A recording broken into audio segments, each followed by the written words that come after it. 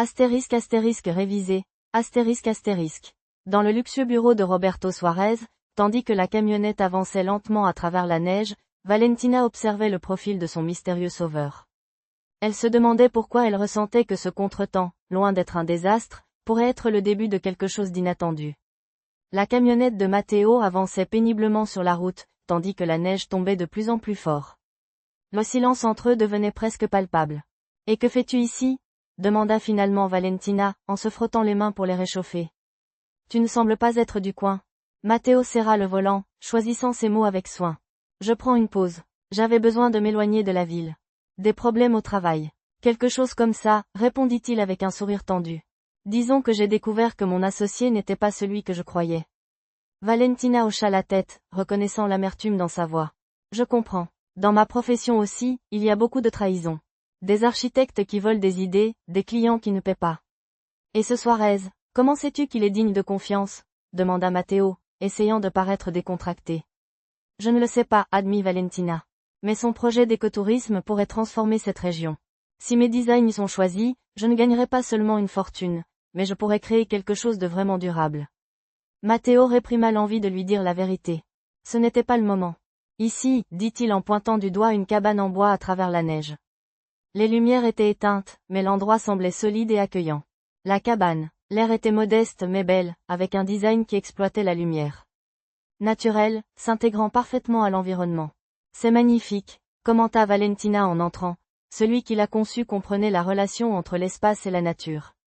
C'est la fille des propriétaires qui l'a conçu, expliqua Matteo, allumant la cheminée avec l'habileté de quelqu'un qui a passé de nombreux hivers dans des endroits comme celui-ci. Elle est architecte, comme toi. Valentina parcourut la cabane en admirant les détails. La seule pièce avait 2 lits simples séparés par une table de chevet. La cuisine était petite mais fonctionnelle, et bien que la salle de bain soit basique, elle était impeccable. Je les connais depuis des années, continua Matteo, évitant de mentionner qu'il les avait rencontrés lors de vacances, quand il était un entrepreneur prospère, pas un fugitif, ils me permettent d'utiliser la cabane quand j'en ai besoin.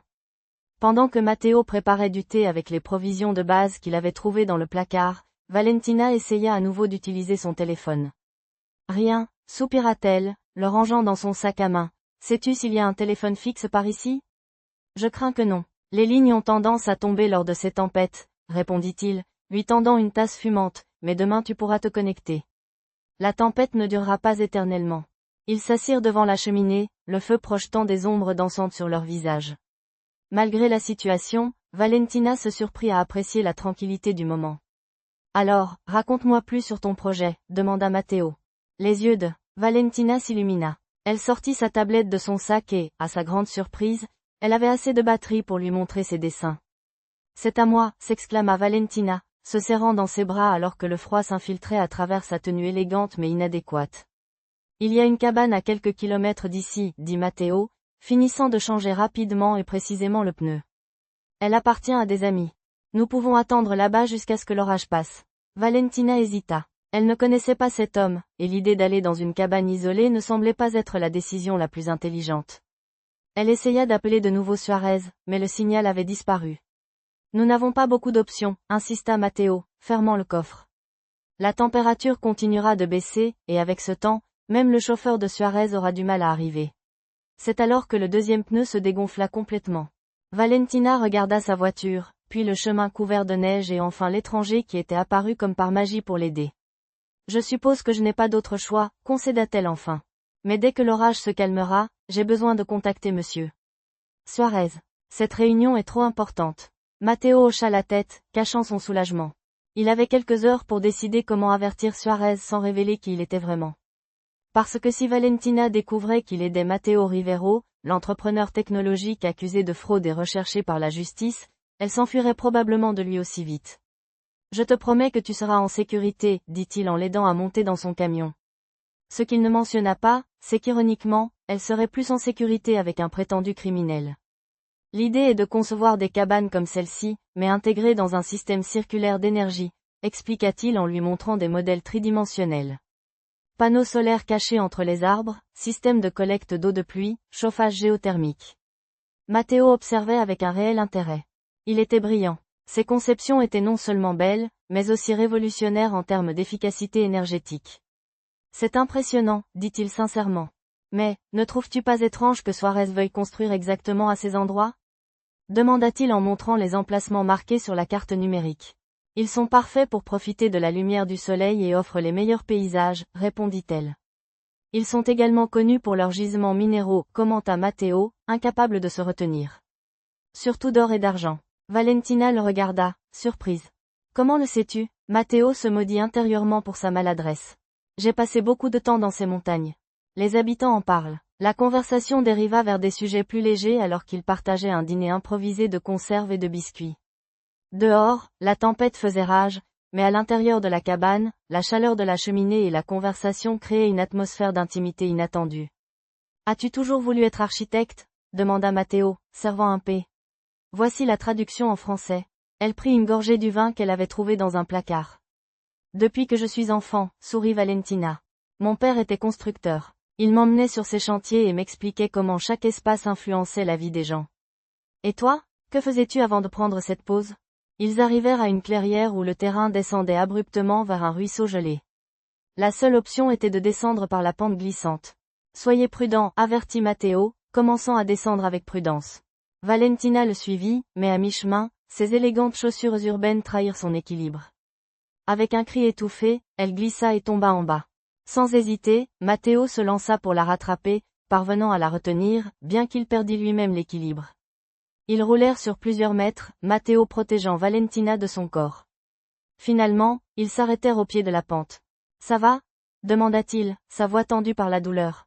Valentina hocha la tête, se relevant rapidement. Et toi? Matteo essaya de se lever, mais une grimace de douleur traversa son visage. Ma jambe. Je crois que je me suis blessé au genou. Lucia arriva près d'eux, ayant descendu avec plus de précaution. Nous devons continuer. Ils se rapprochent de plus en plus. Entre les deux femmes, elles aidèrent Matteo à se relever. Boitant visiblement, ils continuèrent leur fuite, traversant le ruisseau gelé et s'enfonçant dans une autre partie de la forêt. Les aboiements des chiens se faisaient entendre de plus en plus près. Malgré la douleur, Matteo maintenait le rythme du mieux qu'il pouvait, s'appuyant sur Valentina. « Pourquoi m'as-tu aidé ?» demanda-t-elle à voix basse. « Tu aurais pu te blesser davantage. » Matteo la regarda intensément, sa respiration formant de petits nuages dans l'air froid. « Parce que, malgré ce que les gens disent de moi, je ne suis pas le monstre que Suarez veut faire croire que je suis. » Ce moment de vulnérabilité. En entendant le nom de Roberto Suarez, Matteo sentit un changement presque imperceptible sur son visage. Suarez était l'homme qui avait falsifié des documents, volé des millions et détruit sa réputation. C'était le même homme que Matteo avait fui pendant des mois. Alors qu'il sortait l'équipement pour changer le pneu, le téléphone de Valentina sonna soudainement. La tempête semblait avoir permis au signal de revenir. « Monsieur Suarez, oui, j'ai eu un petit contretemps. »« Non, ne vous inquiétez pas, je vais bien, » dit Valentina avec attention. « Allez-vous envoyer votre chauffeur? Parfait. Je suis à environ 30 km de l'hôtel, sur la route principale. » Matteo, agenouillé à côté de la voiture, écoutait chaque mot tout en faisant semblant de se concentrer sur le desserrage des boulons du pneu. Son esprit travaillait à toute vitesse.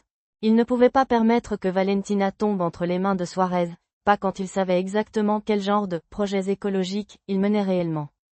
Avec une décision rapide, Matteo manipula discrètement l'outil qu'il tenait, le glissant vers le pneu arrière du véhicule. Un mouvement précis et l'air commença à s'échapper lentement du deuxième pneu. « Tout va bien? » demanda-t-il. Valentina rangea son téléphone. « Plus ou moins, » répondit Matteo, se redressant avec une expression préoccupée. « Je peux changer ce pneu, mais je crains que tu n'iras pas très loin. » L'orage s'aggrave. Et comme si la nature voulait confirmer ses paroles, une rafale de vent glacial les frappa, apportant avec elle un rideau de neige qui réduisit la visibilité à presque rien.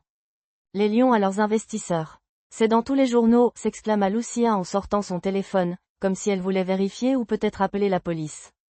Lucia, attends, intervint Valentina, se plaçant instinctivement entre sa sœur et Matteo. Il m'a aidé quand ma voiture est tombée en panne. Il m'a offert un abri pendant l'orage et n'a jamais mentionné qui il était. Lucia répliqua avec scepticisme, Val, cet homme est un fugitif. Les accusations sont fausses, dit Matteo avec un calme qui surprit les sœurs.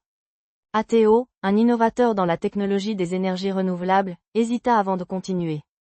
Il n'était pas faux qu'il développait ces systèmes, mais il omettait qu'il avait fondé l'une des start-up les plus réussies du pays avant d'être trahi par Suarez. Vraiment, c'est fascinant, s'exclama Valentina. Mes designs pourraient bénéficier de cette technologie. La conversation coula pendant des heures. Ils parlèrent de leur famille, de leurs rêves et de leurs échecs. Valentina partagea des histoires sur sa sœur Lucia, une journaliste intrépide toujours à la recherche de la vérité. Matteo parla de son enfance dans un quartier modeste et de son difficile parcours vers l'ingénierie. Quand la fatigue les vainquit, le problème d'Ellie devint évident. Prends celui qui est le plus près de la cheminée, offrit Matteo. Tu seras plus au chaud. Merci, répondit Valentina, pour tout. Je ne sais pas ce que j'aurais fait si tu n'étais pas apparu.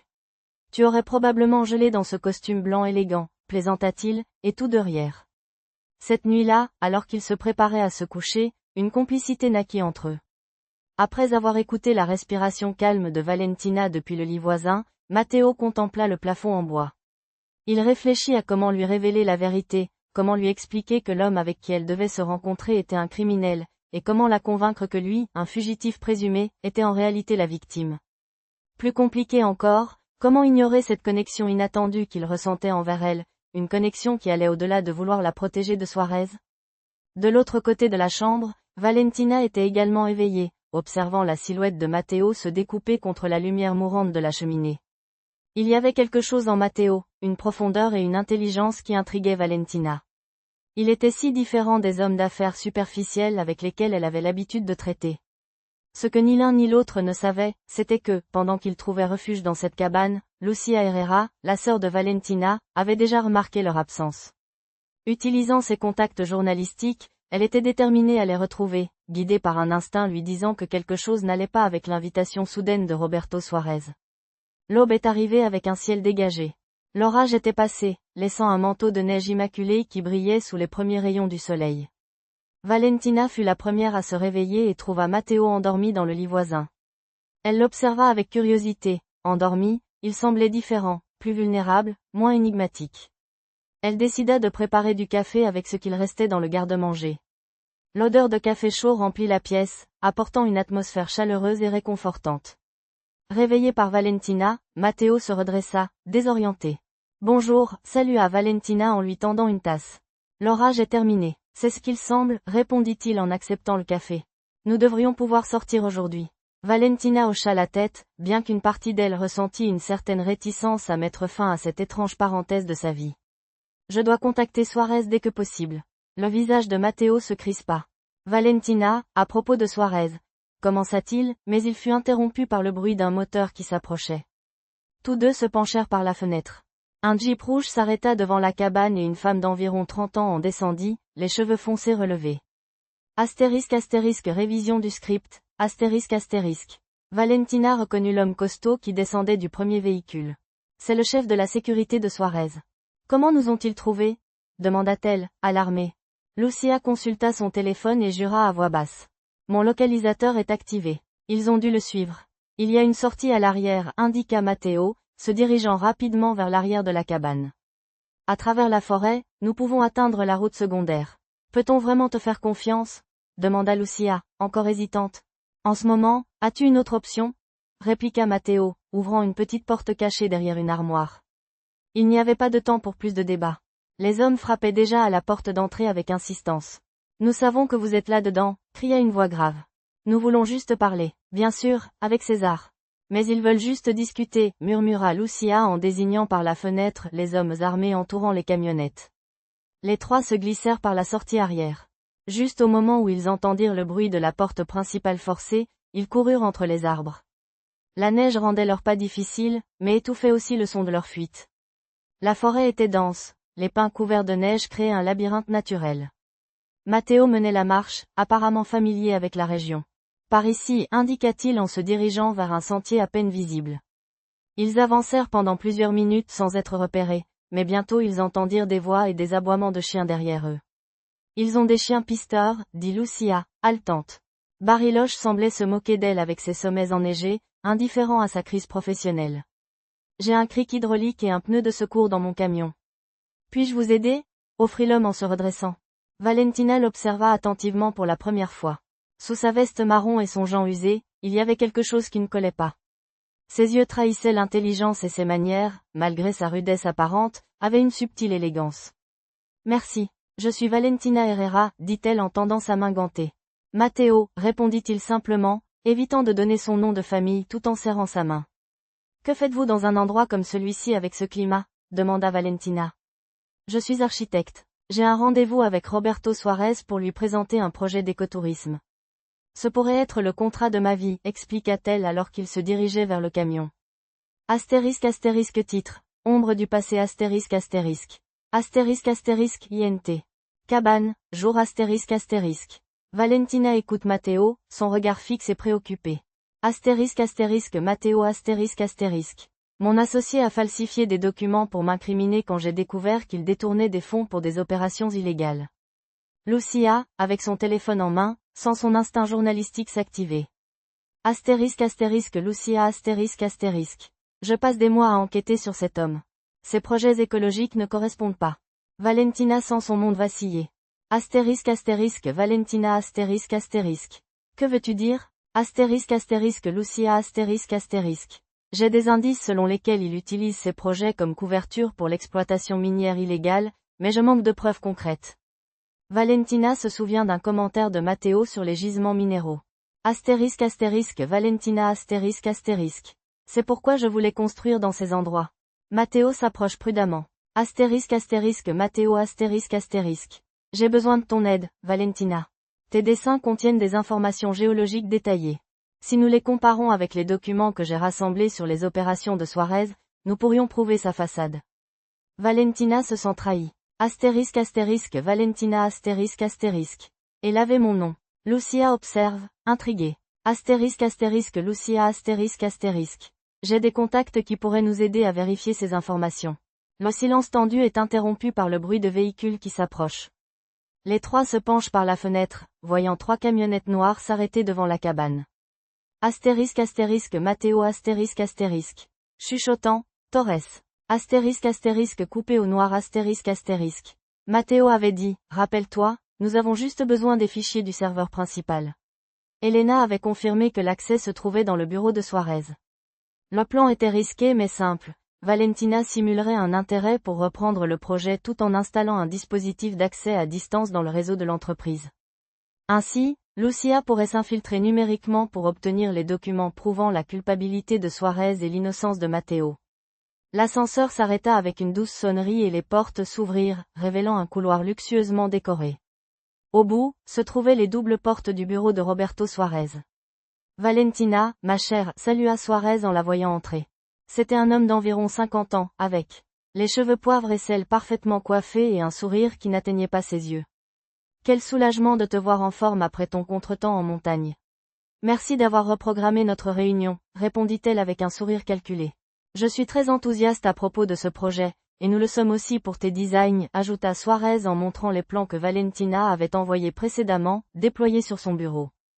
Ils correspondent exactement à ce que nous recherchons pour notre complexe écologique. Chaque mot semblait être un coup de poignard. Maintenant que Valentina connaissait la vérité, la fausseté de Suarez était douloureusement évidente. Je suis ravie de l'entendre, répondit-elle en s'approchant du bureau. Alors qu'ils discutaient des détails du projet, elle connecta discrètement sa tablette à l'ordinateur de Suarez, feignant vouloir montrer plus de rendu. Le dispositif de connexion se mit à fonctionner silencieusement. Matteo murmura, serrant les poings. Il a fait la même chose avec moi. Il a utilisé ma technologie d'énergie renouvelable pour obtenir des autorisations gouvernementales, mais en réalité, il minait des crypto-monnaies avec des centrales à charbon illégales. Elena fronça les sourcils. Avez-vous des preuves concrètes? Accuser quelqu'un comme Suarez n'est pas anodin. Je travaille dessus, répondit Lucia. J'ai un contact, Javier Mendes, ancien comptable de Suarez. Il a rassemblé des preuves, mais il est caché. Il craint pour sa vie. Peux-tu le localiser? Demanda Matteo, essayant de se lever mais se rassit à cause de la douleur. Je peux essayer, dit Lucia. Je vais avoir besoin de temps, déclara-t-il. Le jour fit place à la nuit. Alors que Lucia continuait ses contacts, Elena était retournée au village pour éviter les soupçons. Valentina et Matteo se retrouvèrent seuls dans la cabane. La tension entre eux était palpable. Valentina essayait encore de digérer toutes les informations, essayant de concilier l'homme qui l'avait aidé sur la route avec l'entrepreneur en fuite des actualités. « Pourquoi ne m'as-tu pas dit qui tu étais dès le début ?» demanda-t-elle enfin, s'asseyant près du feu. Matteo la regarda avec un mélange de culpabilité et de résignation. « M'aurais-tu cru ou serais-tu parti voir le poste de police le plus proche ?»« Je ne sais pas, admit-elle. Mais tu m'as menti ? Techniquement, j'ai juste omis des informations, tenta-t-il de plaisanter, mais face au regard sérieux de Valentina, il soupira. Je suis désolé, mais quand j'ai su que tu allais rencontrer Suarez, je ne pouvais pas permettre qu'il t'implique dans ces affaires louches. Pourquoi cela t'importait-il? Tu ne me connaissais pas. La guidant vers un coin isolé, Valentina vit un homme attendant à côté d'une voiture noire. À sa grande surprise, ce n'était pas Suarez, mais un jeune homme avec des lunettes et un air nerveux. Javier Mendes, murmura-t-elle en le reconnaissant des photos que Lucia lui avait montrées. Mademoiselle Herrera, salua Mendes à voix basse. Nous n'avons pas beaucoup de temps. Torres regarda autour d'elle, s'assurant qu'ils étaient seuls. J'ai les documents, toutes les preuves dont ils ont besoin pour faire tomber Suarez et blanchir le nom de Rivero. Valentina les regarda, perplexe. Vous ne travaillez pas pour Suarez? Torres est mon frère, expliqua Mendes. Il s'est infiltré, m'aidant à recueillir des preuves depuis que j'ai découvert les activités illégales de Suarez. Lorsque nous avons repéré le dispositif d'accès que vous avez installé, nous avons su que nous devions vous contacter directement. Torres remit à Valentina une petite clé USB. Tout est là. Transferts illégaux, pots de vin à des fonctionnaires, les vrais plans des mines qu'il prétendait construire en utilisant vos dessins comme façade.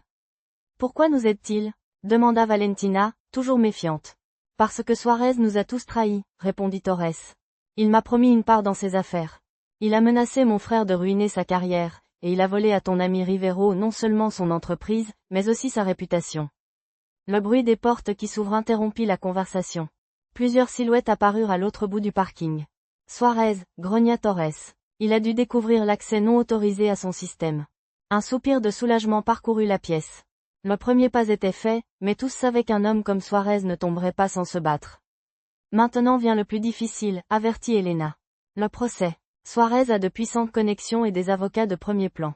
Il ne sera pas facile de maintenir ces accusations. Peu importe, répliqua Matteo avec détermination. Pour la première fois en moi, nous pouvons nous battre ouvertement, pas dans l'ombre. Le téléphone d'Elena sonna. Pendant qu'elle parlait, son visage s'illumina. Avec un sourire. Ils l'ont, annonça-t-il en raccrochant. Suarez essayait de quitter le pays dans son jet privé. Il a été arrêté sur la piste. La nouvelle fut accueillie avec des accolades et des larmes contenues. Pour Matteo, cela signifiait le début de la fin de son cauchemar. Pour Valentina, la certitude qu'elle avait évité de devenir involontairement complice d'un crime environnemental. Les heures suivantes furent un tourbillon de déclarations, de paperasses et d'appels. L'affaire Suarez devint rapidement une nouvelle nationale, un entrepreneur respecté démasqué comme le cerveau derrière des opérations minières illégales et de blanchiment d'argent. 3 jours plus tard, Matteo fut officiellement blanchi de toutes les accusations. Les preuves démontraient sans équivoque qu'il avait été faussement incriminé par Suarez après avoir découvert ses activités illégales. « Que vas-tu faire maintenant ?»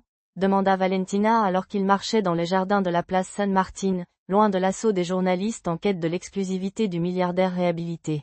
« Reconstruire, répondit Matteo, contemplant le coucher de soleil. Matteo garda le silence un instant, contemplant le feu. Suarez avait déjà détruit ma vie. Je ne voulais pas qu'il détruise aussi la tienne. Leurs regards se croisèrent et quelque chose changea dans l'air entre eux. Ce n'était plus seulement de la tension ou de la méfiance, il y avait quelque chose de plus, une connexion que ni l'un ni l'autre n'avait cherchée, mais qui était apparue pendant ces heures intenses partagées. Tes designs sont brillants, Valentina, continua Matteo. Ils m'ont rappelé pourquoi j'ai commencé mon entreprise. Je voulais créer une technologie qui aide vraiment la planète, pas la détruire sous une façade verte. Et maintenant? Demanda-t-elle. Si nous parvenons à prouver que Suarez est coupable, que va-t-il se passer avec ton entreprise? Je ne sais pas, avoua Matteo. Peut-être que je pourrais la reconstruire, peut-être pas, mais au moins je nettoierai mon nom. Le feu crépitait, projetant des ombres dansantes sur leur visage. Sans y penser, Valentina s'approcha de lui. Ça doit être difficile de perdre tout ce pourquoi tu as travaillé. Le plus difficile a été de perdre la confiance, répondit Matteo. Je croyais faire quelque chose de bien, d'important, et puis j'ai réalisé que j'étais utilisé pour tout le contraire. Valentina hocha la tête, comprenant parfaitement ce sentiment. Elle aussi avait été trompée, bien qu'elle ait eu la chance de s'en rendre compte avant de terminer le projet pour Suarez. Au moins, tu n'as pas achevé tes conceptions, dit Matteo, comme s'il lisait ses pensées. Si tu l'avais fait, tu serais maintenant complice sans le savoir. Comme tu l'as été, compléta-t-elle. Exactement, le silence qui suivit n'était pas gênant. C'était un silence empli de compréhension et de complicité. Plus que toute explication élaborée, la vulnérabilité du fugitif convainquit Valentina que peut-être, juste peut-être, il était vraiment ce qu'il prétendait être, une autre victime de Roberto Suarez. Le petit village de montagne semblait sorti d'une carte postale, avec ses maisons en bois, ses toits enneigés, ses cheminées fumantes et ses rues désertes. Les sinuosités entre les arbres centenaires. Pour les touristes, c'était un paradis hivernal. Pour Valentina, Matteo et Lucia, un refuge temporaire. Elena Vasquez, amie d'enfance de Lucia et officier de police locale, leur avait offert un logement dans une cabane isolée de sa famille. Je n'arrive pas à croire que je cache un fugitif de la justice, murmura-t-elle en bandant le genou blessé de Matteo. Un présumé fugitif, corrigea Lucia, tapotant frénétiquement sur son ordinateur portable. Si ce qu'il dit est vrai, c'est Suarez qui devrait être derrière les barreaux. Valentina, à l'écart, examinait ses dessins architecturaux avec un nouveau regard. Chaque plan, chaque emplacement choisi par Suarez, avait maintenant une signification sinistre. Regarde ça, dit-elle enfin, posant sa tablette sur la table. J'ai superposé une carte géologique de la région avec les emplacements où Suarez voulait construire. Les autres s'approchèrent. À l'écran, des points rouges correspondaient parfaitement aux zones marquées pour l'éco-resort. Or, argent et ici probablement du lithium, expliqua Valentina, pointant différents endroits. Mais beau design durable n'était qu'une façade pour une opération minière. Ce maudit, une compréhension mutuelle unissait deux personnes qui avaient été trahies de manière similaire et qui partageaient désormais une mission commune. Que penses-tu que Lucia est en train de faire? Demanda Valentina après un moment. Probablement tout mettre en œuvre pour contacter Men. Duda. ¿Qué quieres decir? Valentina sonrió con complicidad. Significa que no estás solo en esto. Estoy aquí contigo, dispuesta a empezar de nuevo juntos. Matteo sintió un nudo en la garganta. Nunca había imaginado que Valentina estaría tan cerca de él en un momento como este. Se acercó lentamente a ella, sus rostro casi tocándos. Gracias, Valentina. No sé qué haría sin ti. Valentina lo miró a los ojos con ternura. No tiene por qué saberlo. Solo sé que estamos juntos en esto. Se quedaron en silencio por un momento, disfrutando de la cercanía y la complicidad que los unía. Finalmente, Matteo rompió el silencio. Deberíamos descansar. Mañana será un día complicado. Pero Valentina, impulsada por un sentimiento repentino, cerró la distancia entre ellos y lo besó suavemente. Fut un beso bref pero cargado de emoción. Esto es una locura, susurró ella al separarse. Es lo único sensato en toda esta locura, respondió Matteo antes de volver a acercarla a él. El segundo beso fut más intenso, como si liberaran días de tensión, miedo y confusión. De repente, la puerta se abrió de golpe, interrumpiéndolo. Lucia entró emocionada por su descubrimiento, sin darse cuenta del momento que había interrumpido. Elle lo encontré, exclamó. Valentina y Matteo se miraron, con una sonrisa complice, sabiendo que juntos podrían enfrentar cualquier desafío que se les présentara. Une question silencieuse dans ses yeux. Ces jours-ci, malgré tout le chaos, le danger, les mensonges. Continua-t-elle, cherchant les mots justes. J'ai trouvé quelque chose que je n'attendais pas. Un milliardaire en fuite? Plaisanta Matteo, essayant d'alléger l'atmosphère. Quelqu'un qui a risqué tout pour faire ce qui est juste, répondit Valentina sérieusement, quelqu'un qui m'a rappelé pourquoi je suis devenue architecte, pour construire quelque chose de durable, quelque chose avec un but. Ils s'arrêtèrent près d'une fontaine. La ville grouillait autour d'eux, mais dans cet espace restreint, il n'y avait que deux.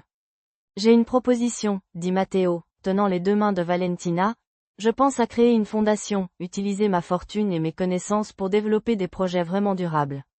Et tu as besoin d'une architecte, compléta-t-elle, souriante.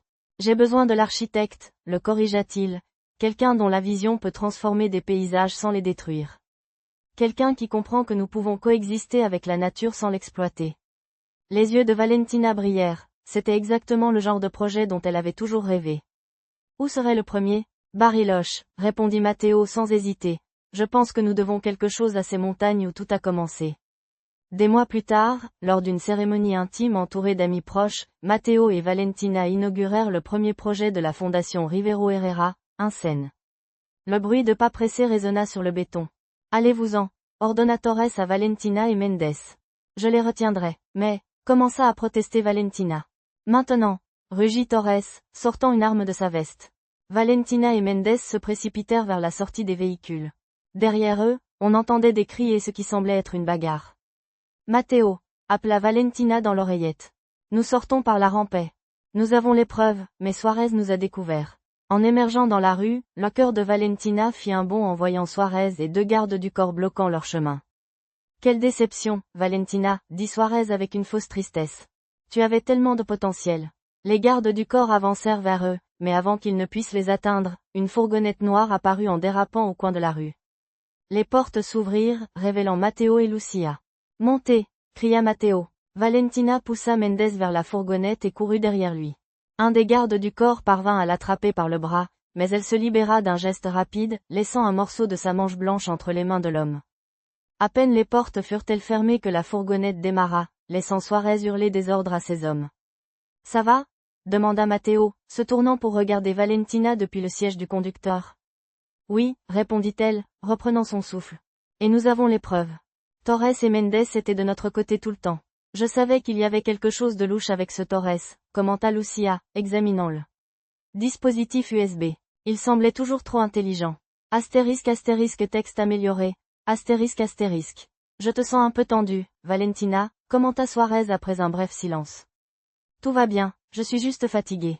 Le voyage depuis Bariloche a été épuisant, répondit-elle en évitant son regard perçant. À ce moment-là, le téléphone de Suarez sonna. C'était un appel apparemment important qui le força à s'excuser. Je dois m'occuper de ça. Fernando te montrera les terrains dans le modèle 3D IOPTER de la salle de conférence. Je reviens dans quelques minutes. Fernando Torres, le chef de la sécurité qu'ils avaient vu dans la cabane, entra dans le bureau. Il était grand, costaud, avec une cicatrice traversant son sourcil gauche. Ses yeux sombres étudièrent Valentina avec intensité. Ici, mademoiselle Herrera, indiqua-t-il d'une voix grave. Le dispositif fonctionne, chuchota Valentina en suivant Torres dans le couloir. Lucia, as-tu accès? J'y accède maintenant, répondit la voix de sa sœur dans l'écouteur. J'ai besoin de quelques minutes de plus. Torres guida Valentina, mais au lieu de se diriger vers la salle de conférence, ils prirent un ascenseur jusqu'au parking souterrain. Excusez-moi, où allons-nous? demanda Valentina, sentant la panique commencer à s'emparer d'elle. Le monsieur Suarez préfère vous montrer les terrains dans un endroit plus privé, répondit Torres sans la regarder. Quelque chose ne va pas, chuchota Valentina. Il m'emmène au parking. Sors de là maintenant, ordonna Matteo, sa voix tendue par l'inquiétude. Mais, c'était tard. Les portes de l'ascenseur se sont ouvertes directement sur le parking souterrain, sombre et presque vide à cette heure. Ici, indiqua Torres. Javier Mendes venait d'être localisé à Puerto Madero, caché dans un appartement sous un faux nom, et était prêt à parler. Valentina et Matteo échangèrent un regard chargé de promesses silencieuses. D'abord, il résoudrait ce problème. Ensuite, il ferait face à la signification de ce baiser. Quel est le plan? demanda Matteo, revenant au présent. Elena nous aidera à arriver à Buenos Aires sans être détectés, expliqua Lucia. Mais d'abord, nous avons besoin d'un moyen d'accéder au siège central de Suarez. C'est là que se trouvent les documents originaux prouvant la malversation. Je peux le faire, offrit Valentina. Ma réunion avec Suarez est toujours d'actualité. Je peux la reprogrammer et en profiter pour entrer. C'est trop dangereux, protesta Matteo. C'est notre seule option, répliqua Valentina avec détermination. De plus, j'ai maintenant mes propres comptes à régler avec lui. Le gratte-ciel de verre et d'acier s'élevait imposant au cœur du quartier financier de Buenos Aires, le siège de la corporation Suarez, un monument au pouvoir et à l'ambition d'un seul homme. Valentina prit une grande inspiration en franchissant les portes tournantes, vêtue de son élégant costume blanc. Mademoiselle Herrera, monsieur Suarez vous attend au 42e étage, informa la réceptionniste avec un sourire étudié. Dans son oreille, un minuscule écouteur maintenait sa connexion avec Matteo et Lucia, qui attendaient dans une fourgonnette garée à 2 pâtés de maison. Je monte dans l'ascenseur, murmura discrètement Valentina. M'entendez-vous? Parfaitement, répondit la voix. Titre, la fin du jeu. Matteo, fronçant les sourcils, demanda, où est Torres? Mendes, visiblement préoccupé, répondit, il est resté en arrière pour nous donner du temps. Alors que la camionnette s'éloignait vers le point de rencontre avec Elena, Valentina regarda Matteo. Dans ses yeux, elle put voir du soulagement, de la gratitude et quelque chose de plus profond qui avait commencé dans cette cabane pendant la tempête de neige. Nous y étions presque, dit-il, comme s'il lisait ses pensées. Encore un peu, mais tous étaient conscients que le plus difficile restait à venir. Suarez n'était pas quelqu'un qui acceptait facilement la défaite, et maintenant, plus que jamais, il était devenu dangereux. Le bureau d'Elena au siège central de Buenos Aires était un véritable tourbillon d'activité. Les officiers allaient et venaient, et les téléphones ne cessaient de sonner. Au milieu du chaos, Valentina, Matteo, Lucia et Javier Mendes attendaient avec nervosité. Penses-tu que ce sera suffisant? demanda Valentina, regardant l'écran affichant les documents de la clé USB. Ça doit l'être, répondit Matteo avec détermination. Il y a des enregistrements de transferts illégaux, des emails compromettants et même des plans d'opérations minières déguisés en centre touristique. Elena revint avec une expression sérieuse mais déterminée. Le procureur va arriver dans quelques minutes. Nous devons être prêts. Alia a émis un mandat d'arrêt contre Roberto Suarez. En ce moment, ils sont en train de perquisitionner son bureau et sa résidence. Et Fernando? Demanda Mendes, inquiet pour son frère. Ils l'ont trouvé dans le parking, blessé mais vivant, informa Elena. Il est sous protection policière à l'hôpital. Un soupir collectif de soulagement remplit la salle. Centre de recherche écologique et tourisme durable dans les mêmes montagnes où sa voiture s'était arrêtée au milieu de la neige. Le bâtiment, une merveille de l'architecture bioclimatique, s'intégrait parfaitement au paysage montagneux. Des panneaux solaires cachés entre les arbres, des systèmes de collecte d'eau de pluie et des matériaux locaux formaient un complexe qui semblait avoir poussé naturellement du sol. Lucia, désormais directrice d'une section spécialisée en journalisme environnemental, couvrait l'événement. Elena, promue commissaire grâce à son rôle dans l'affaire Suarez, était présente en tant qu'invitée d'honneur. Même Fernando Torres et son frère Javier étaient présents, ayant trouvé la rédemption en aidant à démanteler l'empire criminel de Suarez. Pendant que les invités visitaient les installations, Matteo emmena Valentina à un belvédère privé donnant sur la route où ils s'étaient rencontrés. 6 mois incroyables, commenta-t-elle, s'appuyant sur la rambarde. Parfois, je n'arrive toujours pas à croire tout ce qui s'est passé et ce qui reste à venir, répondit Matteo, surprenant Valentina en s'agenouillant devant elle. Notre rencontre peut-elle? Ça aurait pu être une coïncidence ou le destin, dit-il en sortant un petit étui de sa poche. Mais notre avenir est un choix que je veux faire avec toi. Les mains tremblantes, il ouvrit l'étui, révélant une belle bague avec une pierre verte d'eau, de la même couleur que les lacs de Bariloche. Valentina Herrera, veux-tu m'épouser? Les yeux de Valentina se remplirent de larmes tandis qu'elle acquiesçait, incapable de parler. Construire quelque chose de nouveau, répondit-elle en se tournant pour le regarder dans les yeux. Une voiture approcha, interrompant leur moment. Lucia était arrivée et elle n'était pas seule. Elena était avec elle, ainsi que Fernando Torres et Javier Mendes. Nous apportons des nouvelles, s'exclama Lucia en descendant de la voiture, agitant une enveloppe dans l'air. Et du champagne pour tous, sauf pour toi, ma sœur, qui devra te contenter de jus. Alors que le groupe se rassemblait dans le salon donnant sur la route où tout avait commencé, Valentina ressentit une profonde gratitude.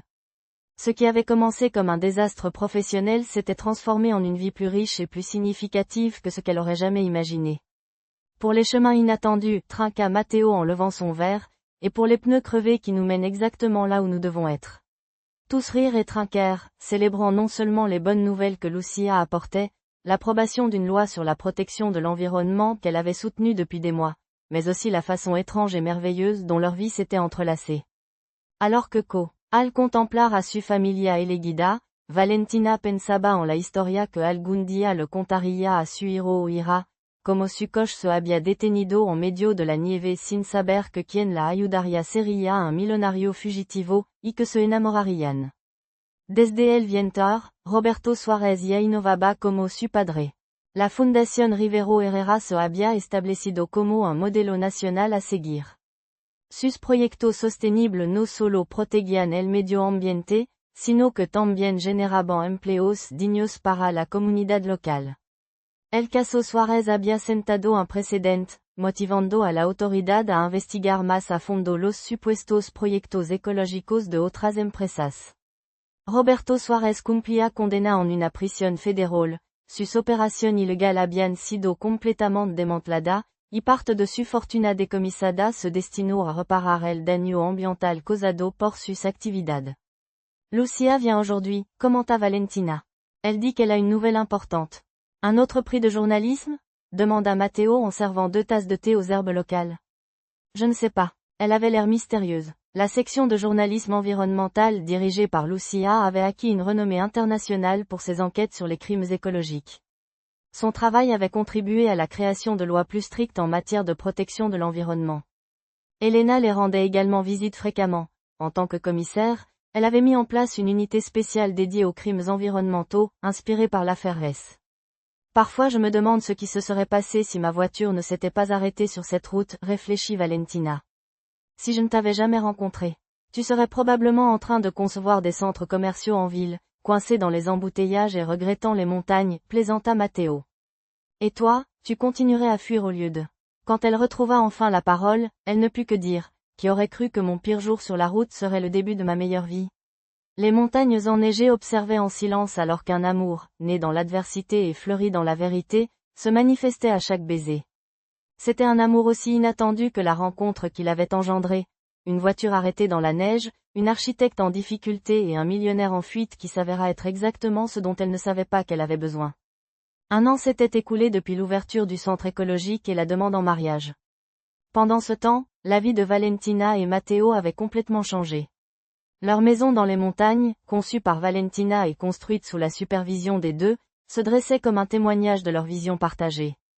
La maison, moderne mais chaleureuse, avait de grandes baies vitrées encadrant des vues spectaculaires sur le lac et les montagnes.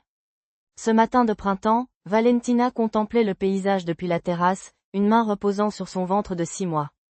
Matteo vint à sa rencontre, l'entourant de ses bras par derrière. « Bonjour, architecte, dit-il. Il murmura à son oreille, déposant un baiser sur son cou. « Comment vont mes 2 personnes préférées aujourd'hui ?» Inquiet, répondit-elle avec un sourire, sentant des mouvements dans son ventre. « Je pense qu'elle sera architecte comme sa maman. Elle est déjà en train de redessiner mon intérieur. » Matteo rit, posant sa main sur la sienne. « Ou peut-être ingénieur, ajouta-t-il, les yeux brillants d'espoir.